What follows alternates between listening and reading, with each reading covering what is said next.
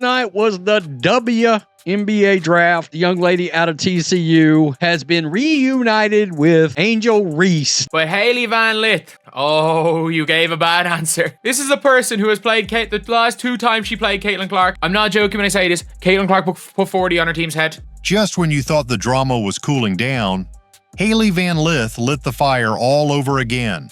Angel has maintained contact with me. I really appreciate her. We have a very mature relationship. On one of the biggest nights of her life, the WNBA draft, she chose violence. And who did she target? None other than Caitlin Clark. Disaster. What an embarrassing disaster for both ESPN and the WNBA. Yes, you heard that right. The woman who dropped 40-plus points on her in back-to-back matchups.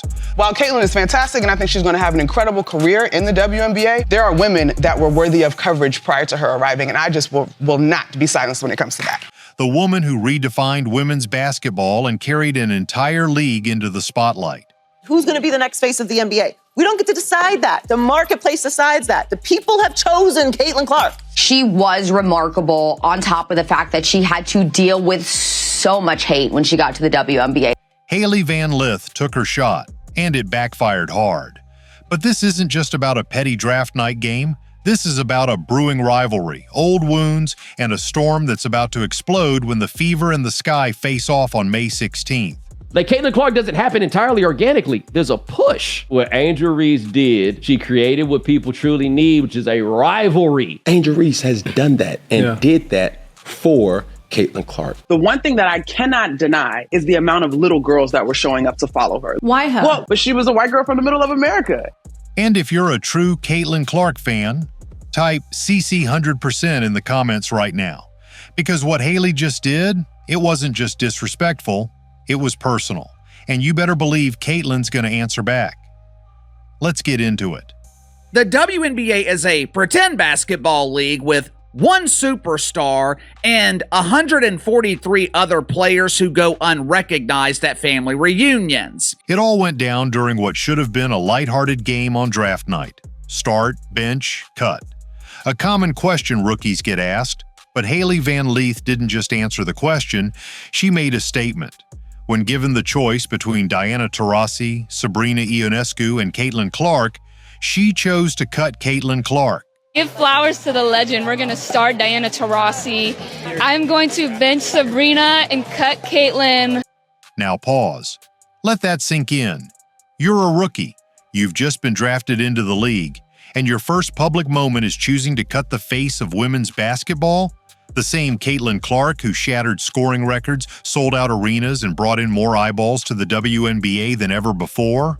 What is she doing wrong? What more do you want from Caitlin Clark? Seriously, what more do you want from her? She's focusing on the game. She lifted her team up, got them to the playoffs, won Rookie of the Year, and then also is denouncing racial tensions when she's asked about it. I'm sorry, I don't see anything more that Caitlin Clark should have done or could have done. Listen, if people want to portray and paint the narrative that there are racial tensions in the WNBA as a result of Caitlin Clark, I would say that's their own problem. I think Caitlin Clark is doing the right thing, rising above all of the crap that she's had to endure. The amount of fouls committed on Caitlin Clark higher than any other player, flagrant fouls committed on Caitlin Clark higher than any other player. Caitlin Clark was worried about playing the game, and that is why she got Rookie of the Year. She was not worried about the BS. Yeah, Hailey chose violence. But this wasn't some random name drop. This had history written all over it. Caitlin Clark didn't just beat Hailey in college, she humiliated her teams. In the last 2 matchups against Hailey's squads, Clark dropped over 40 points per game. That's not just domination, that's personal. So Caitlin Clark is averaging against her over the since 2023, averaged 40 points per game. And Hailey knows it. So when she made that pick, fans didn't take it lightly. Social media lit up instantly. YouTubers, analysts, and commentators tore her apart. Hailey Van Lith, smiling through the pain of returning to toxic hell. Oh, her face is like the F. Yeah, it's over. HVL is feeling sick. She cut the cancer out and it came right back. Gotta watch Hailey Van Lith stand at the 3-point line wide open while that girl is chasing the new rebounds record. One even said, "You cut the player who dropped 40 on your head twice? You must be joking." Others chimed in, calling the move disrespectful, bitter, and downright petty, especially when so many other rookies played it safe, praising Caitlyn, giving flowers to the legends, or refusing to answer the question altogether. Hailey could have done the same, but no, she made sure to send a message loud and clear. Caitlyn Clark, I'm cutting her. They enjoy watching her play, her style, her energy, her shot. Whether it's because her game mirrors one of the greatest players in the NBA in Steph Curry or not, I don't know what it is. It's an intangible thing, right? Yes, we can say she's a dog. Okay, there's been other dogs. Okay, she's a great shooter. There's been other great shooters. She has it. She's got the thing. And for Caitlyn Clark to have the awareness to drive the eyeballs there, you have to give her so much credit. And you know what? That one little moment may have just changed everything. Because what Hailey forgot is, you don't poke the beast unless you're ready for the smoke. And Caitlyn Clark doesn't forget. She doesn't need bulletin board material. But now she's got it. And guess what? The Chicago Sky, Hailey's team, opens their season against the Indiana Fever. I'm sorry. You've done something that'll piss off the damn psycho. The Caitlyn Clark has made made more all WNBA first teams than Sabrina. There's no stratosphere where Sabrina Ionescu is better than Caitlyn Clark. Yeah, Caitlyn Clark's team, May 16th. The date is set, and Clark now has a personal reason to light up that scoreboard. This wasn't just about a game. This was about Hailey Van Lith stepping into the league and already trying to downplay the most dominant player in it. And if she thought Caitlyn would let that slide, well, she's about to find out the hard way. Right, and that's what a lot of these women are doing, is they feel like what we have done for this game, this young player has come into our game, and she's getting way more respect and all that stuff than we are. As she should. The young girl is a baller. The young girl has people watching because of the way she can shoot this basketball like Steph Curry. Steph Curry can't dunk. Steph Curry don't do none of that in the game. He can probably dunk by himself, but he don't really do none of that in the game. He is a shooter, and fans tune in to see Steph Curry. When I look at Caitlyn Clark, fans are tuning in to watch her. And you know who that's helping? Everybody else. It's helping the Asia Wilsons. It's helping everybody else, the Plums, all that. If Hailey Van Lith's decision to cut Caitlyn Clark was the spark, then her reunion with Angel Reese in Chicago might be the explosion. Because for those who really follow the game, this isn't just about teammates reuniting. It's about unfinished tension, unresolved history, and a dynamic that could blow up in the Sky's locker room before the season even starts. Angel Reese is the most unskilled basketball player in the history of basketball, in my opinion. She has no skills. She knows that she's not a very good basketball player. That's why she spends so much time half naked and taking pictures and promoting things that have nothing to do with basketball. Let's rewind. Hailey and Angel played together at LSU, and on paper that combo sounded like a dream. Two competitive, high-profile players joining forces. But the reality, it was far from perfect. Hailey's numbers at LSU tanked. She averaged just 11.6 points per game, her lowest collegiate total after previously posting nearly 20 points per game at Louisville. Her production dipped, her confidence faded, and shortly after the season ended, she made a move that said it all. She transferred out of LSU and away from Angel. That's not coincidence. That's a statement. The moment Hailey stepped away from LSU and transferred to TCU, her game came roaring back to life. She started averaging close to 18 points a game, regaining her rhythm and independence. Her stats. Let me roll down here to the teams. Louisiana State, 11.6 points a game. She leaves and goes straight to TCU, averages almost 18. The year before at Louisville, almost 20 a game. What does that tell you about her hell that she's got coming? She got away once. She can't escape. It was obvious. Something at LSU wasn't working, and many believe it had everything to do with the chemistry, or lack thereof, with Angel Reese. Caitlin Clark is the biggest draw in women's basketball, and without her, many fans just aren't going to tune in. America sent them a clear reminder: we are not interested in watching pretend basketball. Fast forward to the 2025 WNBA draft. The Chicago Sky shocks everyone by selecting Hailey Van Lith at number 11 overall, just 1 year after drafting Angel Reese, and the internet immediately noticed the tension. People thought there was great momentum. People thought Angel Reese could draw. No, nobody wants to watch Angel Reese. Come on. We know that the WNBA numbers with her and versus the numbers in the WNBA without her also have a major gap. And this really makes us realize the power of Caitlin Clark, the appeal of Caitlin Clark. Commentators started saying what fans were thinking: she escaped once, and now she's being dragged right back in. Angel Reese is the most unskilled basketball player in the history of basketball, in my opinion. She has no skills. She knows that she's not a very good basketball player. That's why she spends so much time half naked and taking pictures and promoting things that have nothing to do with basketball. The memes poured in. Hailey's facial expressions during her introductory interview were plastered all over social media. She smiled, sure, but to many it looked forced. The vibe didn't match the moment. This wasn't a celebration. It looked like someone being dropped back into the very situation she ran from. Okay, good energy with Courtney Vandersloot. You can learn from her. You're paired back with Angel Reese. There's some good energy you can walk into in Chicago, right? Oh, I love that energy. We're ready. Thank you so much. One commentator even joked, "Can you request a trade before the season starts?" And the jokes didn't stop there. Fans called it toxic hell, career sabotage, and the sequel nobody asked for. And yet, publicly, Hailey tried to play nice. She said she was excited to reunite with Angel, that they had mutual respect, that Angel brings out the best in her. But behind the smiles and the media coaching, fans weren't buying it. They remember the tension at LSU. They remember how Hailey's game shrunk in Angel's shadow. And now they're wondering, will history repeat itself?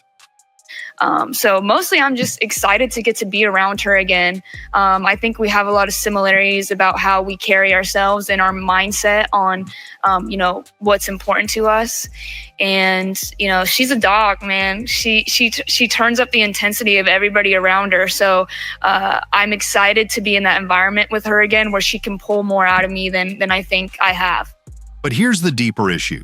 The Chicago Sky didn't just reunite two players with complicated history, they also paired Hailey, a skilled shooter and playmaker, with a front-court heavy roster that includes not only Angel Reese, but also Camila Cardoso. So yes, the WNBA was growing before Caitlin Clark. Make that abundantly clear. But it was growing incrementally compared to the exponential growth you're seeing now. I remember when the WNBA started. I was thrilled. I was a fan. I couldn't believe it was an opportunity for me, a 5'2", 97-pound girl, to go play professional basketball.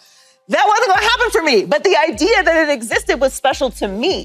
And now she's offering that to not just little girls, but little boys as well. She's spread the fan base. So that's two dominant bigs who operate in the paint, which raises a huge question. Where does Hailey fit in? Will she get the touches she needs? Will she be able to operate freely? Or will she once again be forced into a role that suppresses her strengths? And most importantly, can she truly coexist with Angel Reese on a professional stage where there's more pressure, more spotlight, and more egos involved? Angel Reese wasted no time claiming ownership of the reunion. Right after Hailey was drafted, Angel tweeted, "Let's run it back," followed by a row of Ks.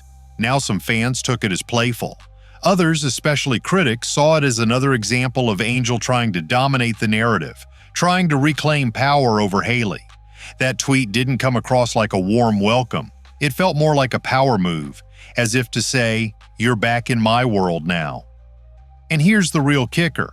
While all this chaos is going on, Caitlin Clark is out there grinding, focused, and ready, watching all this unfold, quietly taking notes, because when Caitlin sees a team tangled up in drama and ego battles, it's a good thing that maybe she's taking this All-Star break off. She's not doing this profession for any of the glitz and glam, any of the extra things. She is here in the WNBA with the Indiana Fever to win championships, to improve her game. And the fact that she was able to decline this, it shows a lot about where her focus lies. Now, Caitlin Clark also just celebrated a birthday a couple days ago, and for her birthday, she was in the gym and she went 50 for 54 from 3 on her birthday.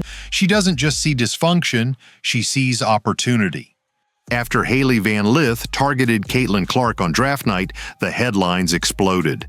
Most points by a point guard in a season in WNBA history. Most double-doubles by a rookie guard in WNBA history. Most points by a rookie in WNBA history. Most assists by a rookie in the history of the WNBA. First WNBA rookie to record 2 triple-doubles. First triple-double by a rookie in WNBA history. First triple-double in Fever history. The first player to be named WNBA Player of the Month and Rookie of the Month in the same month. First player in WNBA history with 20 or more points, 15 or more assists, and 5 or more rebounds in a game. She won Rookie of the Month 4 times. Eastern Conference Player of the Week 3 times, single season rookie record for assists, single season rookie record for 3-pointers, single game record for assists, 19, franchise record for most double-doubles, 3-pointers, career 10 or more assists in a game, franchise record for most career 10 or more assists in a game. Fastest WNBA player to reach 100 3-pointers. She did it in 34 games, most assists by a rookie in a WNBA All-Star game for which she received the most fan votes ever, 700,000 of those. Fastest player to reach 350 points and 150 assists to start a season regardless of years in the league. People will say, pay more attention to the other folks. Like, she couldn't do it herself. You know, LeBron has teammates, Jordan had teammates. I understand.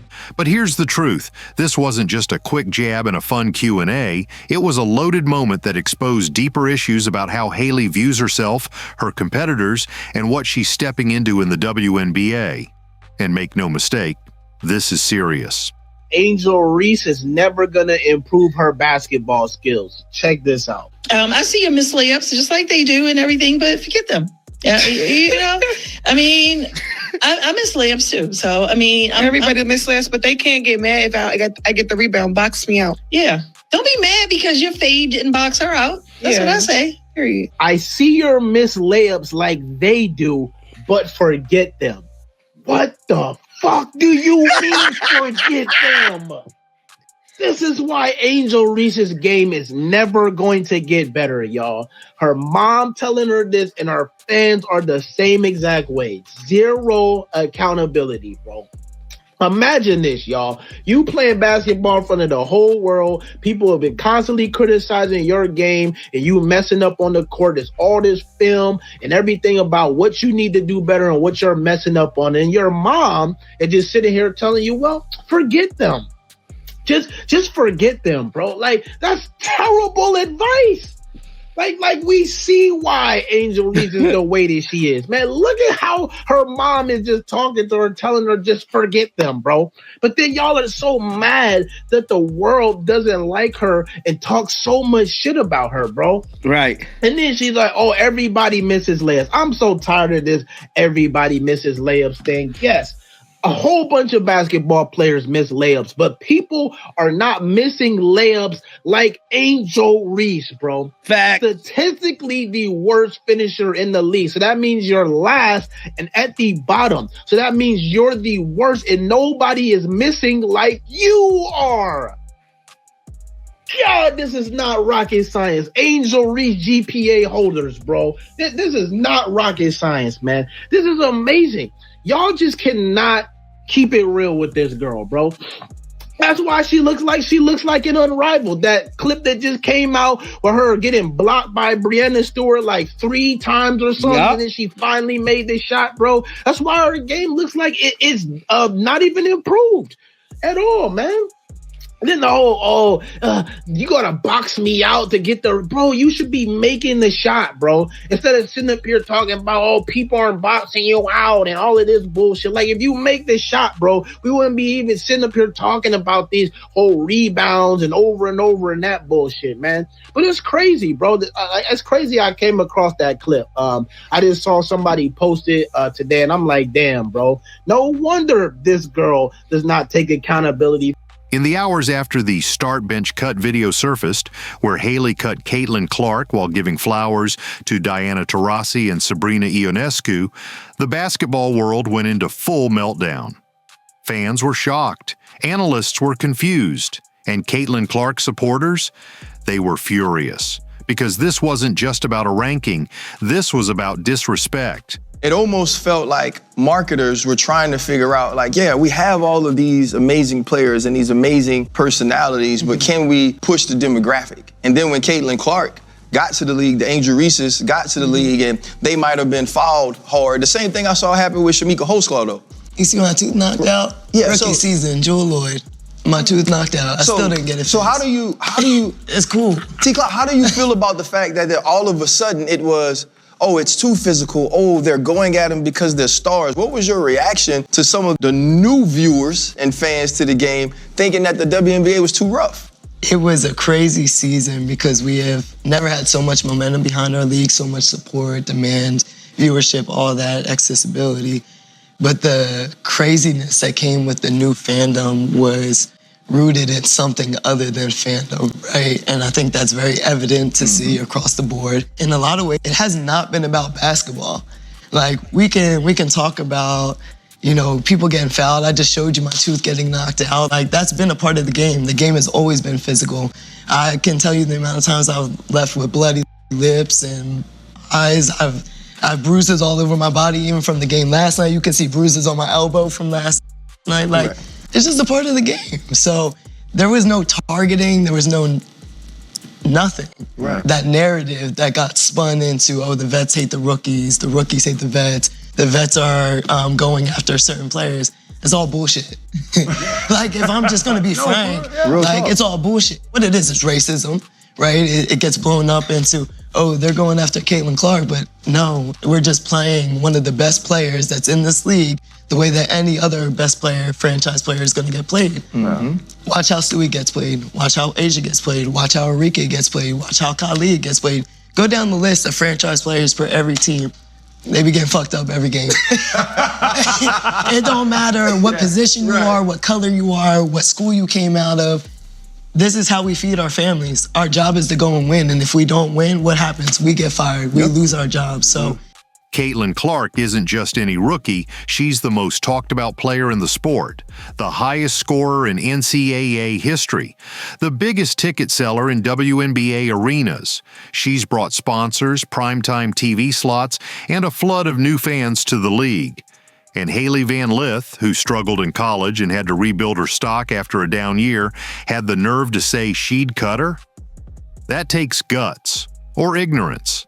And if you listen to Hailey's own words from the post-draft press conference, you start to understand the world she's living in. She talked a lot about mental health, personal growth, and working with a sports psychologist to control her inner world. She even brought her therapist to the draft to celebrate. That shows a level of maturity, but it also reveals just how much pressure she's under.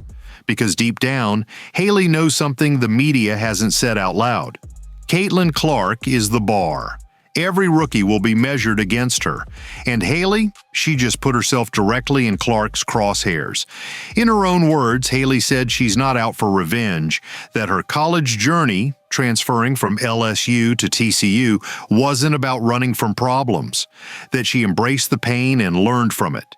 She spoke about faith, resilience, and how she believes God will put her in the right situations to inspire others. But here's the thing. There's so many players who cite you as an inspiration for their games, including Caitlin Clark, who's just absolutely a phenomenon in college. What's that next step like for her? You know, next steps, gosh, in this generation, right? You have, I think, just so many more challenges of how to handle yourself as an adult, right? You go through that whirlwind of being a senior in college, transitioning into the W. And then the next step is how to become just an even better leader. And so much of leadership, I think, is listening and learning. And hopefully the more she can get connected to vets in the league and just different people and coaches and anyone that she can glean wisdom from of how to just continue to learn how to be as a connected and inspiring leader as she can be. And a lot of that is walking the walk and not just talking the talk. So she's already on her way, but, continuing to have fun, continuing to anticipate how people are going to try to stop her and being prepared as she can be for next season. God may have just put her on a collision course with Caitlin Clark, because the very first game of Hailey's WNBA career will be against the Indiana Fever, against Caitlin Clark, the same player she publicly cut, the same player who's already put up 40-point bombs on her squads before, the same player who now has the perfect reason to take things personally. And we all know what happens when Caitlin Clark takes something personal. She turns into a one-woman wrecking crew. She thrives on smoke. She feeds off disrespect. She wants the target on her back. And thanks to Hailey Van Lith, that target is now glowing red. One analyst didn't hold back. He said Caitlin might do something on May 16th that violates the Geneva Convention. Others predicted triple-doubles, career highs, and even Caitlin crossing Hailey at half-court before draining a step-back three just to send a message. Let's not forget, Caitlin already had motivation. Now she has fuel. And Hailey? She's walking into a nightmare. A rookie adjusting to pro pace, reunited with a teammate she once left behind, under a media microscope. And now the face of women's basketball is coming for her. That's why this moment is bigger than a press conference or a start bench cut game. It's about how quickly things can spiral when you try to play tough with someone who's built to go to war. Hailey wanted to show she belonged. She wanted to show she's not afraid. But by targeting Caitlin Clark, she may have bitten off way more than she can chew. And let's be honest, no amount of media coaching or post-draft interviews will save her when that opening whistle blows, because Caitlin Clark isn't going to respond with a tweet. She's going to respond with buckets. So now we wait for May 16th, the first chapter in what could be the biggest rivalry in women's basketball. And if you're still wondering how serious this is, just remember the title. Hailey Van Lith targeted Caitlin Clark on WNBA Draft Night 2025. And Caitlin Clark, she's already loading the clip. So there you have it. On the biggest night of her life, Hailey Van Lith didn't just walk across the draft stage, she walked straight into a war. She targeted Caitlin Clark with a bold move that shocked fans, stirred up old rivalries, and set the stage for one of the most anticipated matchups of the season. Caitlin Clark has been elbowed, hacked, fouled, and doubted all season long, and now she's been flat-out cut by a fellow rookie who should have known better. But the difference between Caitlin and everyone else? She doesn't clap back on social media. She doesn't post subliminals. She answers on the court. And on May 16th, with the whole world watching, Hailey Van Lith better be ready. Because Caitlin Clark never forgets, and she never lets it slide. If you're riding with Caitlin, if you believe in her game, her grit, her greatness, then drop a CC 100% in the comments right now and let the world know where you stand. This rivalry is just beginning. And trust me, this is going to be serious. Smash that like button, subscribe if you want the real WNBA drama broken down without the fluff, and I'll see you in the next one.